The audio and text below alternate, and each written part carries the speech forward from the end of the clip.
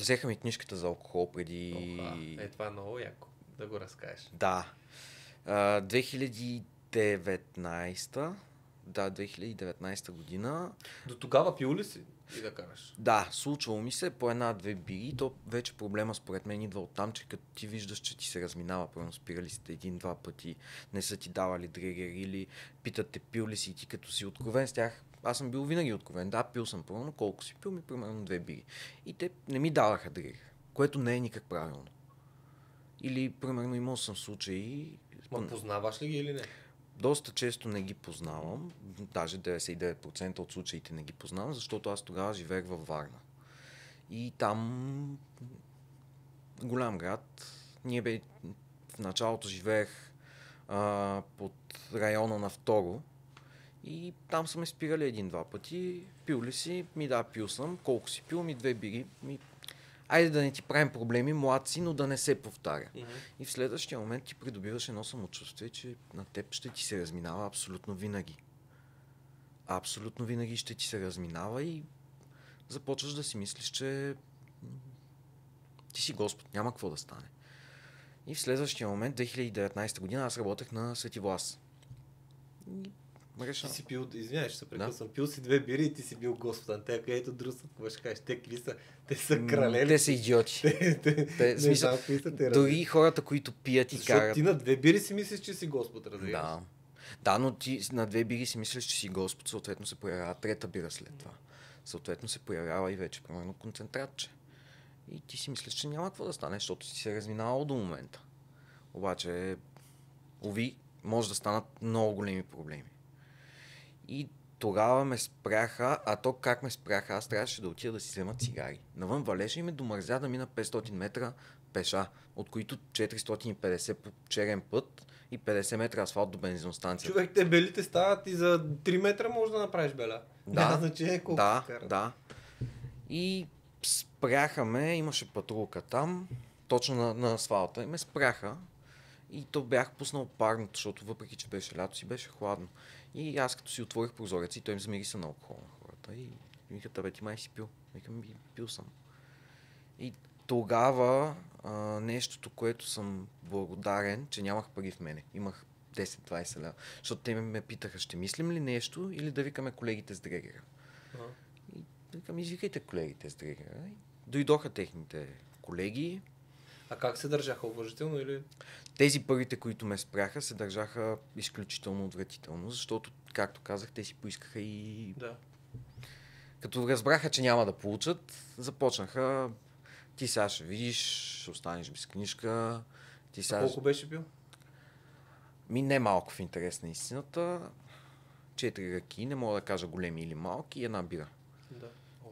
Да, и аз се изненадах, между другото, очаквах повече да покаже дригера. За колко време си ги изпил и след колко време духна? Може би за диапазона на 3-4 часа. Бяхме седнали в квартирата, в която живеех тогава с приятели и, например, изпил съм си последните 20 грама и решавам да отида да си взема цигари. И дойдоха техните колеги с дрегера, дадоха ми дрегера, 0,97 показа той. При което, защото навънка си валеше, да не мокрят актове и решиха да ме водят в районното в Слънчев бряг, да ми съставят акта и после да си ходим по живо, по здраво. И човек, който всъщност той ми повлия адски много да се замисля върху това нещо. Полицая. Който всъщност ме возеше към районното. Помниш ли му името? Не му помня името. Знам, че не беше от... Там мисля, че е тук от София. Не съм сигурен. Седнахме. Аз, понеже неговия колега остана при другите, те да описват... Да си доопишат ситуацията и да изчакат да се върнем. При което аз бях седнал отпред до него. И си говорим. И си карат. Да, той си кара и си ме разпитва с какво се занимавам и така нататък.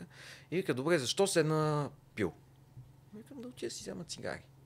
Вика, добре, не се ли замисляш, че най-малкото ще се удари един моторист в тебе? Примерно, ще настигнеш, ще се удари отзад в тебе, ще загине човека, не дай си Боже. Идваме ние, проверяваме те за алкохол и ти си с алкохол. Века, ти знаеш ли какви са последствията за теб от тук насетне? На мен ми беше непонятно какво следва. И той ми обясни, че когато има алкохол в дадена ситуация, дори да не си виновен, ти автоматично понасяш половината вина. И аз впоследствие се запознах с хора, които удрят ги, има смъртен случай, те нямат грам вина, но са по 4-5 години в затвора заради това, че са употребили. И това беше нещо, което ме накара много жестоко да се замисля какво искам да правя аз примерно на 21 бях тогава. На 21 години дали искам нещо да се случи аз да вляза в затвора или искам да си живея някакъв нормален начин на живот. Съответно от тогава насам никога не съм си позволил да седна пил или каквото и да било, аз наркотици не употребявам. И доста често се карам дори и с хора, които виждам, че първо пият една-две бири и сядат зад волана. Даже са ми скачали и на бой, защото им правя забележка, че това, което правят, не е редно. И това е една от ситуациите, които така ме причупи много жестоко. Колко време стоя без книжка? 1 година и глобата беше 1000 лева. Което на този етап в живота ми се стори адски много, но смятам, че дори е малко. Докато... 1000 лева за тебе, но за богатите е нищо 1000 лева, човек. Ами те трябва да го направят, както мисля, че в Да. Швейцария. Да ти гледат доходите. Да ти гледат доходите. Колко пари имаш в банковата сметка и процент от това нещо. Да, и то, например, не е някакъв 2-3%, а нещо 20, 30, 40%. 15-20, да. За да може... Нали... И да видиш богатите как няма да друсат и как няма да пият. Човек, докато не му бръкнеш в джоба, няма какво Ти тогава какво си работил? Тогава бях барман. Тогава... Колко си беше заплатата? Твърдата ми заплата беше примерно 800-900 лева, нещо такова, като ние си имахме и някакви бакшиши, някакви проценти там. Един месец си изкарал за акт. Ами да, то беше вече август месец, края на сезона. И тогава то не е само това, оттам насетне идват, нали, слава богу. А кара ли без книжка тогава този период? След като ми я взеха ли? Може би 1-2 пъти ми се е случвало на село да отида до магазина. Бил си стрикте? Да, защото вече знам, че... Нали, ти имаш и ти от нета. Да, вече стават... То не е само акта, удължава ти се периода, в който нямаш книжка. Да. Отделно минаваш и през съд, което на 21-2 години да си извадиш свидетелство за съдимост. Ти си съден, нали? Не съм. Това е понеже е под 1 и 2.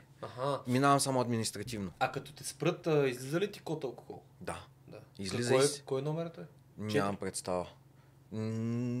Виждал съм, те са ми казвали, че виждат, че ми е вземана книжката за това и почти не минава път, в който ме спрат и да не ми дадат дрегер. Даже и тест за наркотици са ми правили 3 пъти в рамките на 1 година. Виждаш ли колко е важно досието ти назад, човек? Аз това го обяснявам.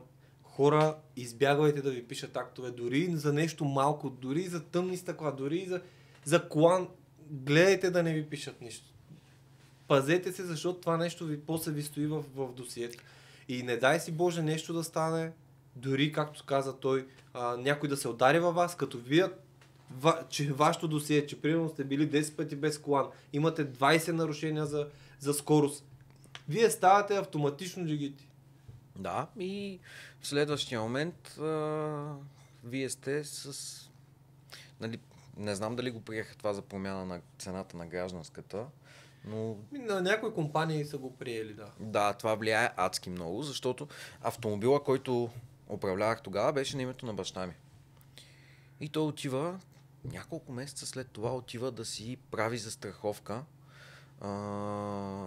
на буса, при което му светва му някаква застраховка, 1000 лева. Защото на мен са ми взели книжката. Нали, слава богу, той имаше някакви познати застрахователи. Оправиха му нещата да не плаща 1000 лева гражданска заради мене. Но... Не, той просто е сключил към друга компания. Си. Не, към същата компания. Защото си изключи просто, нали, там нещо писаха, някакви анекси. Да, че някой сигурно друг е карал. Да. Има не помня, знам, че ми искаха и моите данни тогава. Да. И от тогава, нали, той не иска моя кола да бъде писана на негово име. Да. Което е разбираемо. Вижда си дори още един минус от това. Още един минус и най-големия минус, аз докато бях без книжка, още си бях студент и ми предлагат работа в Варна с заплата, която тогава, за тогавашните стандарти си беше много висока. Служебна кола, която чисто нова служебна кола беше Mercedes CLA. чисто нова. Обаче трябва да имат книжки. На мен ми оставаха 2 месеца, докато ми изтече наказанието. И им обяснявам на хората. Ако може да изчакате. Той, човек, който беше собственик на фирмата, каза, кой ще чака 2 месеца, да не си правил тъпоти. И още едно, което нали, тогава ми казаха мои близки, ти да видиш, че не си пачиш само с акта и с това, което наказанието. Имаш и последствия. И другото, което беше бъркането в джоба, понеже това се случва в Светивлас. Аз вече оставам без книжка. Колата трябва да се прибере по някакъв начин. Съответно и аз трябва да се прибера по някакъв начин. Тогава дойдоха мои приятели да приберат колата. Но идването, нали, останаха, пренощуваха. Следващия момент за двете коли горивата. На едната, двете посоки. Това е най-малкото, човек. То е най-малкото, ама ти когато работиш за 800 лева и... колко неудобство една година да нямаш кола? Смисъл да ходиш по таксита, по транспорта и така. Таксита, но примерно таксита, ако има свободни. Автобуси, ако няма... Гадно е. Гадно е и почваш, трябва да отидеш до някакъв друг град и не можеш да си извикаш такси, защото